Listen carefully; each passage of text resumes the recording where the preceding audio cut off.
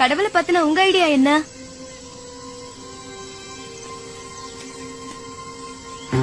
கடவுள் பத்தி ஒவ்வொருத்தருக்கும் ஒவ்வொரு புரிதல் இருக்கும்.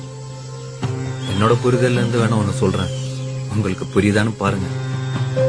நாமெல்லாம் மிருகமா இருந்தப்போ உணவும் இனப்பெருக்கவும் மட்டுமே தேவையா இருந்துச்சு. அதுல கொஞ்சம் மிருகங்க சிந்திக்க ஆரம்பிச்சிருச்சு. அப்படிப்பட்ட மிருகங்களுக்கு மனுஷங்கன்னு பின்னால பேர் வச்சுக்கிட்டாங்க. அந்த மனுஷனுக்கு மிருகங்கள்ட்ட இல்லாத பேராசை, பொறாமை, போட்டி, வஞ்சம்னு நிறைய குணங்கள் சேர்ந்துருச்சு. மனுஷங்களோட மனசும் நிம்மதி இழந்துருச்சு. அப்பதான் ஏண்டா நிம்மதியே இல்லன்னு உட்கார்ந்து அமைதியை யோசிக்கதான் கோயில்களை கட்டி வச்சாங்க. உட்கார்ந்து ஒழுக்கமா யோசிச்சவங்க நிம்மதியை கெடுத்த தேவையில்லாத குணங்களை உதுத்து விட்டுட்டு கடவுள் நிலையை அடைஞ்சாங்க.